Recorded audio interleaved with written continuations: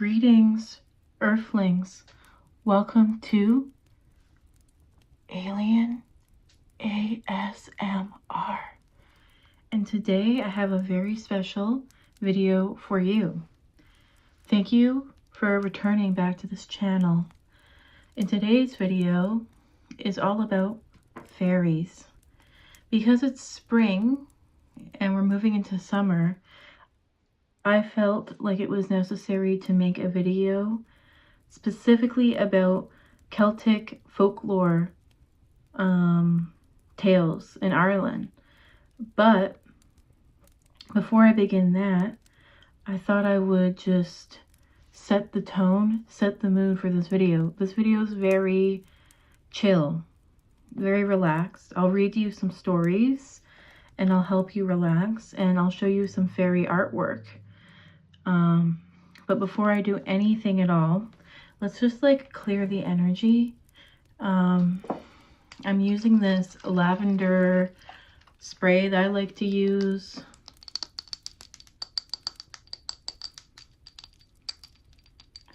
It's vegan, cruelty-free, and we're just going to spray some into the environment and on me, just to help clear the energy, you know. I also want to set the tone, set the mood in today's video, so I'm going to light this amethyst candle specifically.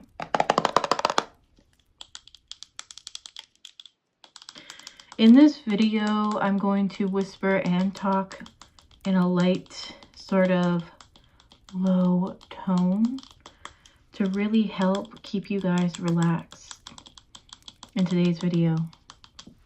And look, I just love this spray so much.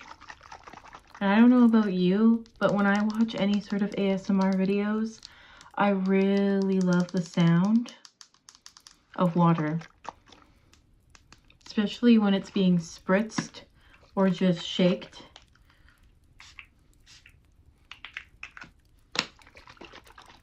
It's perfect. Next, I will light my favorite candle.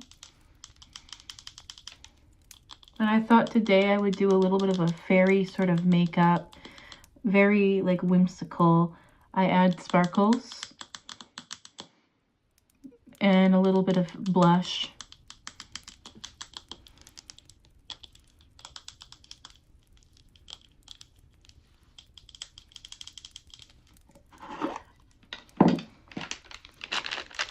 I'm kind of weird in the way that when I light a candle, I specifically like to use these incense sticks to do so, because I feel like it is the best way to light a candle. So I'm going to use some of this CBD infused incense sticks to really help get you guys calm. Just look at that flame. It's beautiful. Today I really want to work with all the elements, fire, water, earth, and air, because you have to remember our subject is fairies, and fairies are earth elementals. So we're going to have that witchy sort of component here because, well, I'm a witch, but also fairies are earth elementals. So we have our incense representing the air, the candle representing the fire, the water here, and then I also have crystals in my environment for the earth. We're having all four of the elements represented in today's video.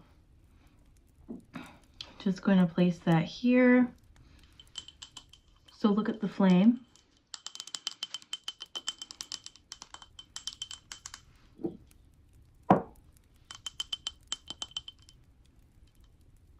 If you want, you can put your intention into the flame right now, and think about what sort of positive things you want to manifest this June. June is an amazing time to manifest because June in the tarot is Gemini, and Gemini is the Magician card, number 1. And 1 is all about manifestations and bringing in the new. So right now is a beautiful time in Gemini season to manifest whatever your desires are. So I want to really show you guys these beautiful cards that I have that represent the subject that we're going to be talking about today. We're going to be talking about fairies. So check this out.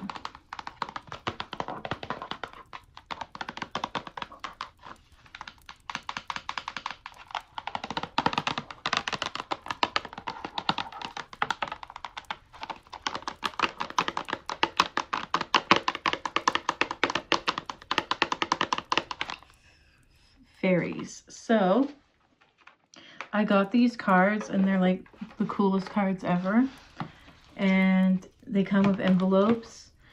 I might send these out to people, but to be honest, I love them so much I might just keep them. But check out the beautiful artwork on them. This is the first one. Can you see that? It's a woman standing in a forest, and in the forest is the fairy kingdom surrounding her. It's very beautiful, and the fairies look like they're greeting her, and she's amused because I think this is the first time she's ever seen anything like this. And this artwork is called Midsummer's Eve by Edward Robert Hughes, and it was made in the year 1851 to 1914 is when a lot of his art was produced. And I must say, this is a classic fairy image. I've seen this one a million times. So I'm probably going to take each card and put it in a frame. And I think that would be the coolest thing to do, and then just hang it up somewhere. The next piece of artwork is this one. If you know me, you know that I love butterflies. And this one is just so cute. It has a little fairy right here and then a woman, it looks like, on the back. And it looks like they're riding on a flower and the butterflies are the ones that are guiding it, like a chariot. And this fairy one is called the Fairy Queen, and it's also a Richard Doyle piece,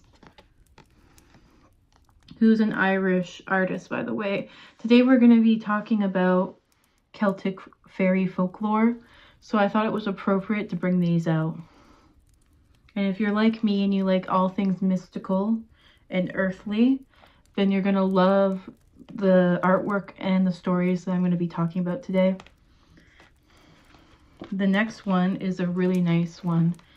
This one isn't by the same artist, but it is just as beautiful. It's a fairy going over what appears to be a sort of like bog or lake or something. Hope you can see that. The camera's light is kind of taking away from the beauty of it.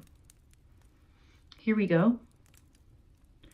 This one is called Midsummer's Night by John Atkinson Grimshaw, and it's also an older piece.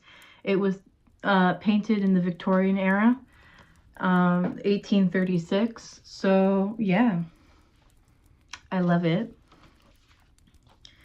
This one here is really beautiful. It's a bunch of fairies dancing in the forest under the moonlight.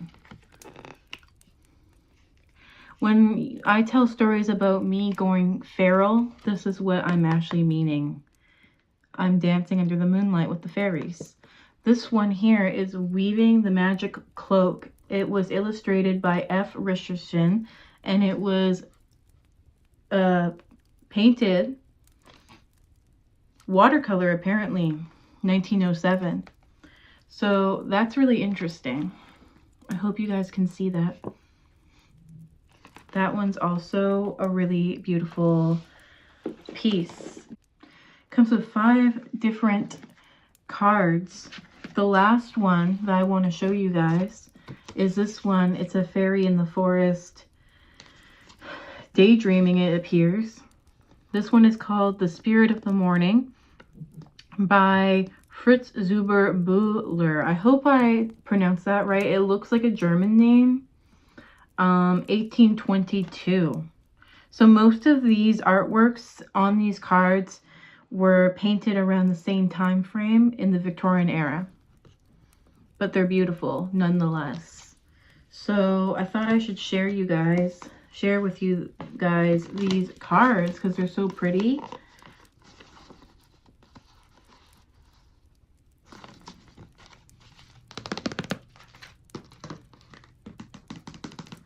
Perfect for the type of video that I am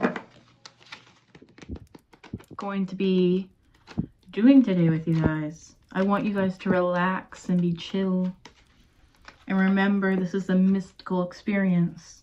If you come on my channel, it's always going to be a mystical experience. Even if we're talking about Hello Kitty or how to apply the perfect eyeliner, it's going to be mystical.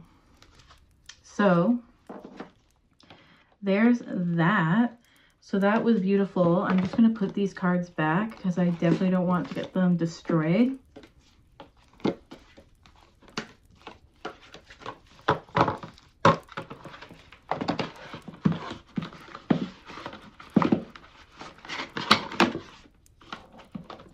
And I love the box because it has like the artwork outside of it.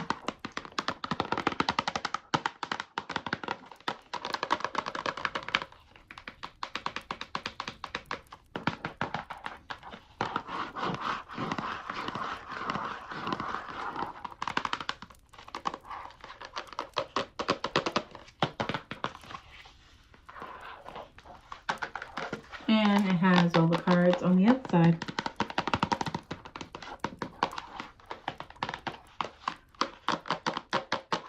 So now that you're relaxed and I shared with you the art, let's begin reading the stories.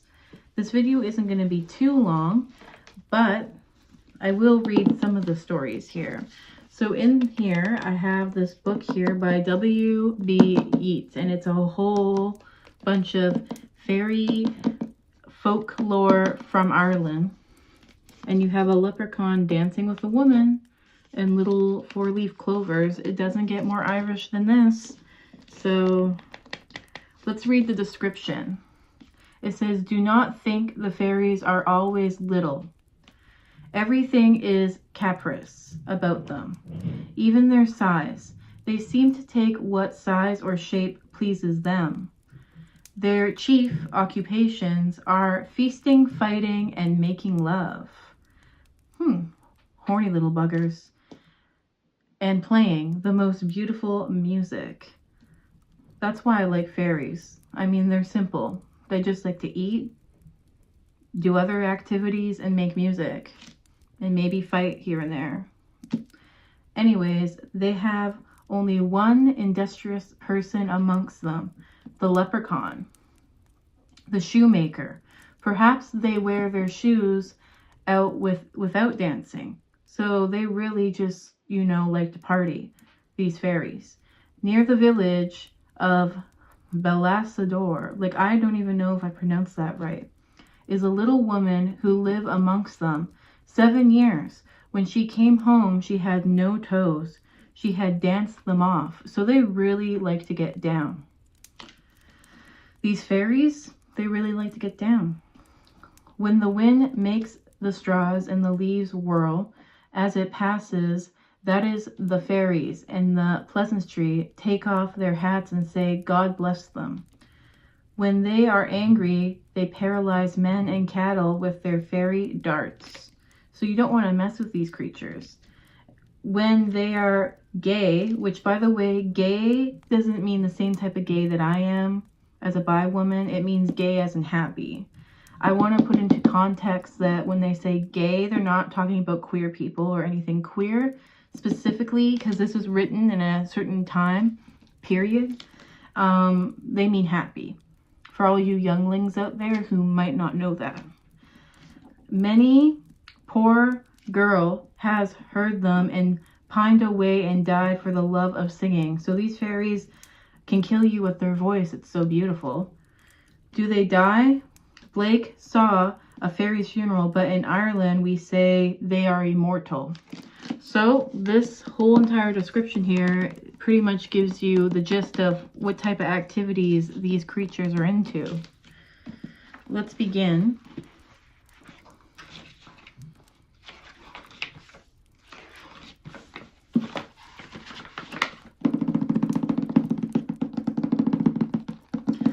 There's nothing I like more than the sound of a fresh book.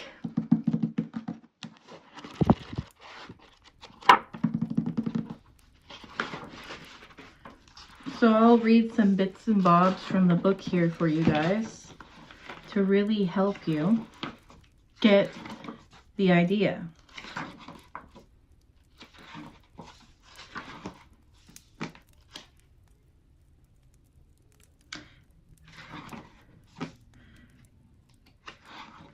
Page here.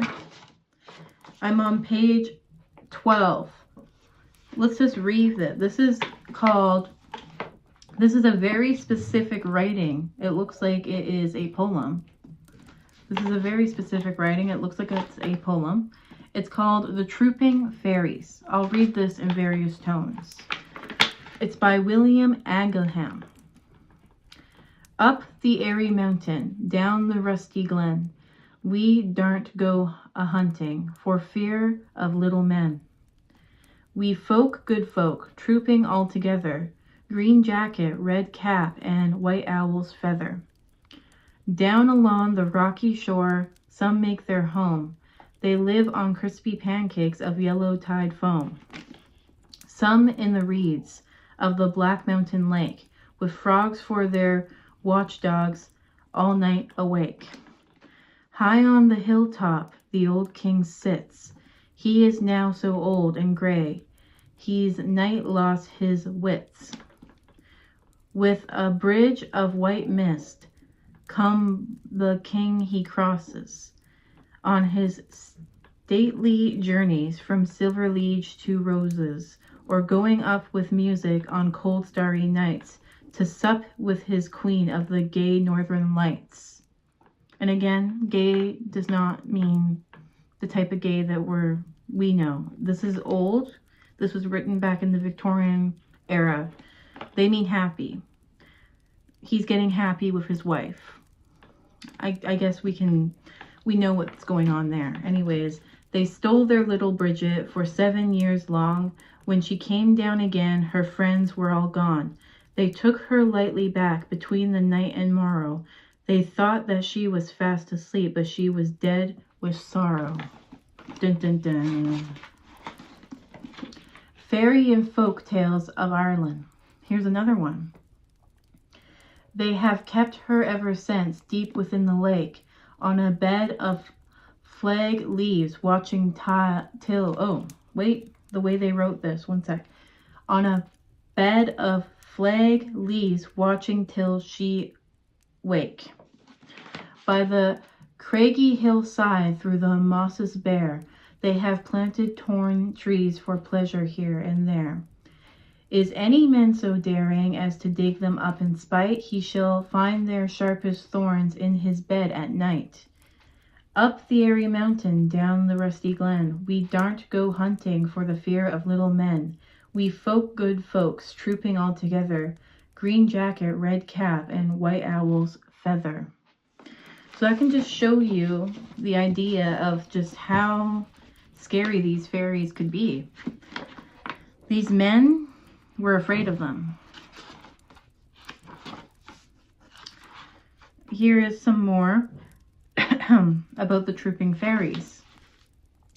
Fount and hill and maiden swim, all together melting dim. Aha, aha, thou mayst call, sister sad, but Lilith or limb.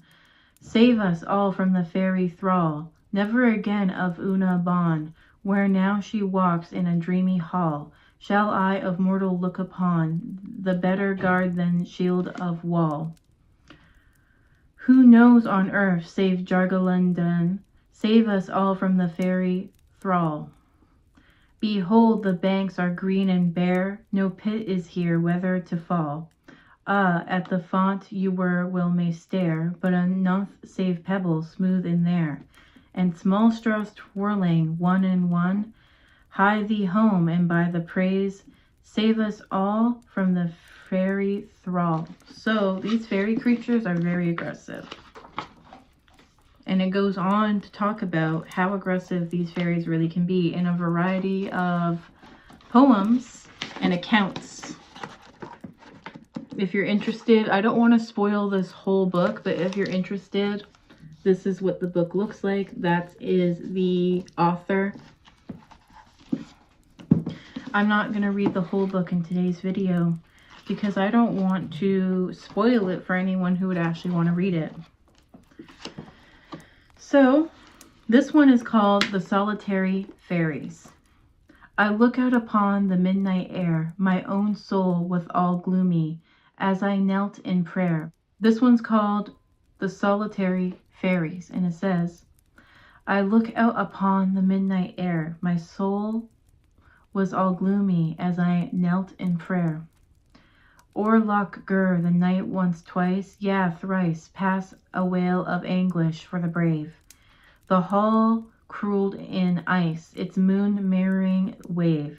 Then upon a many-toned wild hymn, chorale swell from orgless dark ravine, and Mogi's phantom woman mourned the Gara Ladin. Now, most of these words and some of them are in Celtic, so forgive me if I can't, pronounce it correctly, because I don't speak Celtic. Anyways, far on Caramona, Emerald's plain, shrieks and signs were blended many hours, and pheromony in fitful strains answered from her own towers. Yugoth Kalamiki, I'm not even going to pronounce that. Sorry. Basically, they're saying something in old Celtic Irish language that I can't speak. So basically the story goes on and it's talking about how a banshee appears. And if you don't know what a banshee is like a phantom that screams, like it wails. It's part of Celtic folklore. And it's usually just a woman, a screaming woman, a ghost. So, enough about the banshees. We want to talk about the fairies. That's why we're here. We want to know more.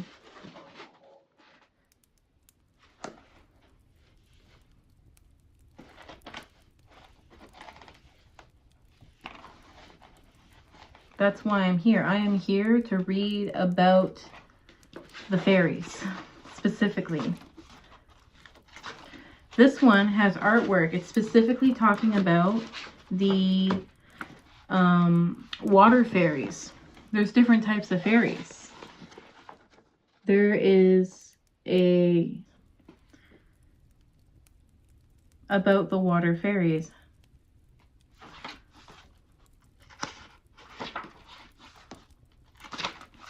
I'm not going to read all of it because it's very long. And again, I don't want to spoil anything for anyone. Here specifically about the fairies. I am often doubted when I say that the Irish pleasantries still believe in fairies. People think I am merely trying to bring back a little of the old dead beautiful world of romance into the century of great engines and spinning jinnies. Spinning jinnies is specifically like talking about wheels, because you have to take into account that this was written in the Victorian era. kind of just off the Industrial Revolution. So just then they started, you know, working with mechanical sort of operations. So a lot of these words are going to seem weird to you. Just a heads up. Surely the lecturers with their black coats and tumblers of water have driven away the goblin kingdom and made silent to the feet of the little dancers. Old Biddy Hart, at any rate, does not think so. Our brand new opinions have never been heard of under her brown thatch roof, thutheth with Yellowstone crop.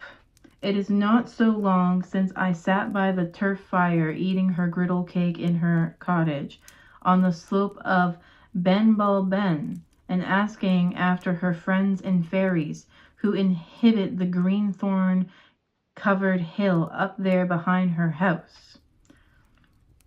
How firmly she believed in them, how greatly she feared offending them. For a long time she would give me no answer, but I would always mind my own affairs, as they always mind hers and theirs. A little talk about my great-grandfather who lived all his life in the valley below, and a few words to remind her how I myself was often under her roof when but 7 or 8 years old, loosened her tongue. However, I would be less dangerous at any rate to talk to me of the fairies than it would be to tell some tomorrow of them. And she contemptuously called English tourists, for I have lived under the shadow of their own hillside. She did not forget, however, to remind me to say after we had finished, God bless them, Thursday, that being the day, and so ward off their displeasures in case they were angry at our notice, for they love to live and dance unknown of men at our notice. For, yeah, so the fairies, they really like to party, but the only thing is they don't want us to party with them. That's what he's saying. Once starting, she talked on freely enough, her face glowing in the firelight as she bent over the griddle or stirred the turf, and told how much one was stolen away from near Colony Village, made live 7 years among the gentry. And it says right here, calls the fairies for politeness' sake. How when she came home, she had no toes, for she had danced them off. And how home, such another was taken from the neighborhood village and compelled to nurse the child of the queen of the fairies. So the fairies took a young lad and used him and abused him. And when I say abused, I'm talking in a more intimate manner, so that he could have babies with the fairy queen. That's what this is saying. So he goes on to talk about the accounts of the fairies and how his grandmother would keep it a secret.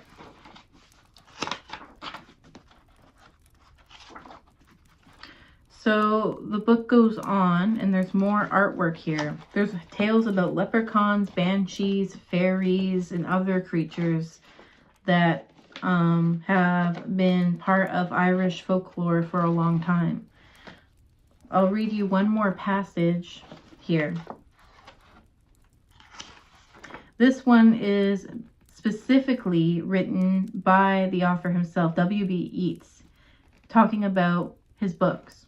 Where my books go, all the words that I gather and all the words that I write must spread out to their wings, untiring and never rest in their flight, till they come where your sad heart is, and sing to you in the night, beyond where the waters are moving, storm-darkened and starry night.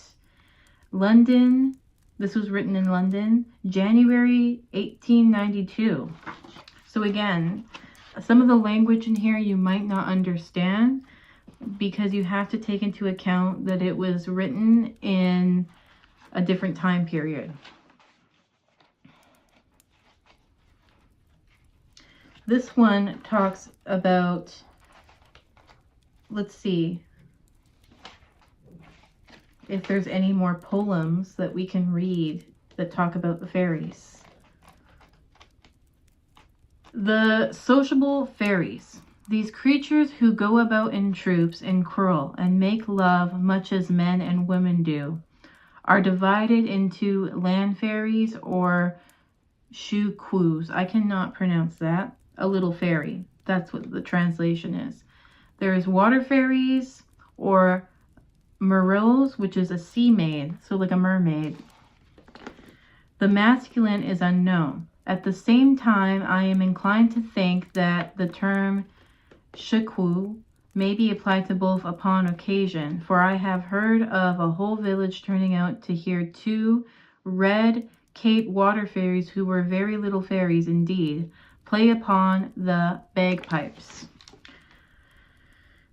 So, however, are the spirits that haunt the scare thorn bushes and the green rafts all over Ireland, are the little fields circled by ditches and supposed to be ancient fortifications and sheepfolds. These are the rafts or forts or royalties, as they are vicariously called. Here, marrying and giving in marriage, live the land fairies. Many a mortal they are said to have enticed down into their dim world. Many more have listened to their fairy music till all human cares and joys drifted from their hearts, as they became great peasant seers or fairy doctors, or great peasant musicians or poets like Corlin, who gathered his tunes while sleeping on a fairy raft. Or else they died in the year and day to live ever after among the fairies. These shulukis are the whole good, but one most malicious habit have they, a habit worthy of a witch. They steal children and leave a withered fairy, 1,000 or maybe 2,000 years old. Instead, 3 or 4 years ago, a man wrote to one of the Irish papers telling of a case in which his own village and how the parish priests made the fairies deliver the stolen child up again. At times, full-grown men and women have been taken near the village of Colony Slilgo. I have been told lives and old... Oh, wait, let me read that again. Near the village of a colony called Slilgo. I hope I said that right. I have been told lives an old woman who was taken in her youth. When she came home at the end of the 7 years, she had no toes. So this is the woman that danced her feet away. That fairy music must be really good if you've been dancing your feet away. For she had danced them off, and now then one heart of some real injury being done a person by the land fairies, but then it is nearly always deserved. They are said to have killed 2 people in the last 6 months in the County Down district, where I am now staying. I don't know if you guys ever heard the Star of the County Down, but that's one of my favorite Irish folk songs, especially if it's played on a lute or a harp. It's amazing.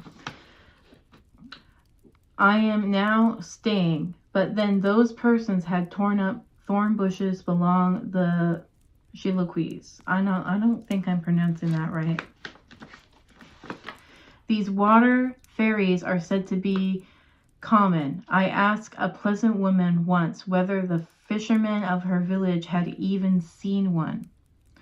Indeed, they don't like to see them at all, she answered, for they always bring bad weather. Sometimes the murrows come out of the sea in the shape of the little hornless cows, when in our own shape they have fishes' tails, and wear a red cape called the Irish Cuchulainn de Ritha. I don't think I pronounced that right. That's Celtic. The man among them have according to the crocker green teeth, green hair, pig's eyes, and red noses, but their women are beautiful, and sometimes prefer handsome fishermen to their green-haired lovers. So they like to steal the men of the village, because according to these writings, the fairy men are not that attractive. So near Bantry in the last century lived a woman covered with scales like a fish, who was descended, as the story goes, from such a marriage. I have myself never heard of these appearances of the male Maros, and think it's probably merely a local Munster tradition. So this person believes that it's just a bunch of hogwash, essentially. So maybe they had too much whiskey or something. It goes on to tell about the different fairies, but most of this is in Old Irish, so I'm not going to pronounce it. But if you want to read the book, be my guest and try to, you know, guess what they're saying. So essentially, that is a little introduction to this fairy book. I didn't want this video to be too long. I just wanted to help you guys relax and read you a few old folklore tales.